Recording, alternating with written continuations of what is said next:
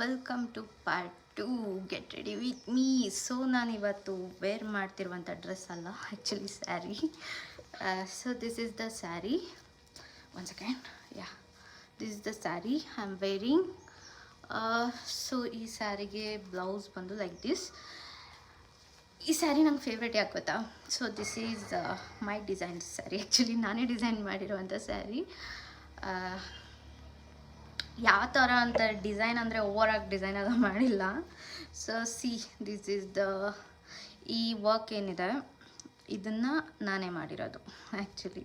So ನನ್ನ ಏನು ಅಂತಂದರೆ ನನ್ನ ಡ್ರೆಸ್ಸಸ್ ಆಗಲಿ ನನ್ನ ಸ್ಯಾರೀಸ್ ಆಗಲಿ ನನಗೆ ನಾನೇ ಡಿಸೈನ್ ಮಾಡೋದು. I am really happy. ಒಂಥರ ನನಗೆ ಏನು ಸ್ಯಾಟಿಸ್ಫೈ ಆಗುತ್ತೆ. ನನ್ನ ಡ್ರೆಸ್ಸಸ್ ಆಗಲಿ ನನ್ನ ಸ್ಯಾರೀಸ್ ಆಗಲಿ ನಾನೇ ಡಿಸೈನ್ ಮಾಡೋದು ನಂಗೆ ತುಂಬಾ ಖುಷಿ ಆಗುತ್ತೆ. ಸೊ ಅದಕ್ಕೆ I am not any fashion designer, so not like that, but ನನಗೆ ನಾನು ಡಿಸೈನ್ ಮಾಡಿರುವಂಥ saris and dresses I like that. So this is the blouse. Second, yeah, ಈ ಥರ ಇದೆ. ಇದನ್ನು ಸಹ ನಾನೇ ಡಿಸೈನ್ ಮಾಡಿದ್ದು. ಓಕೆ, ಮಟೀರಿಯಲ್ ಎಲ್ಲ ಡಿಸೈನ್ ಮಾಡೋಕ್ಕಾಗಲ್ಲ, ಅದನ್ನು ಹೊರಗಡೆಯಿಂದ ತೊಗೊಂಡು ಸ್ಟಿಚ್ ಮಾಡಿಸಿರ್ತೀನಿ. So one second, I'll get ready and come.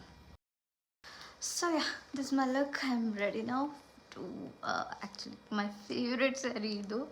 So ಇದರಲ್ಲಿ ಒಂದೆರಡು ರೀಲ್ಸ್ ಮಾಡೋಣ ಅಂತ ಆಲ್ರೆಡಿ ನಾನು ಫೋಟೋ ಇನ್ಸ್ಟಾಗ್ರಾಮಲ್ಲಿ ಅಪ್ಲೋಡ್ ಮಾಡಿದ್ದೆ. ಸ್ಯಾರಿ ಜೊತೆ ಸ್ಯಾರಿಲಿ ಯಾವುದೂ ರೀಲ್ಸ್ ಅಪ್ಲೋಡ್ ಮಾಡಿರಲಿಲ್ಲ. ಸೊ ಅದಕ್ಕೋಸ್ಕರ ಅಲ್ಲ, ಆಲ್ರೆಡಿ ಎರಡು ವೀಡಿಯೋಸ್ನ ಅಪ್ಲೋಡ್ ಮಾಡಿದ್ದೀನಿ. So get ready with me with makeup ಪ್ರಾಡಕ್ಟ್ಸ್ನ ಇವಾಗ ರಿವ್ಯೂ ಮಾಡ್ತೀನಿ. ನೋಡಿ, ಕೀಪ್ ವಾಚಿಂಗ್.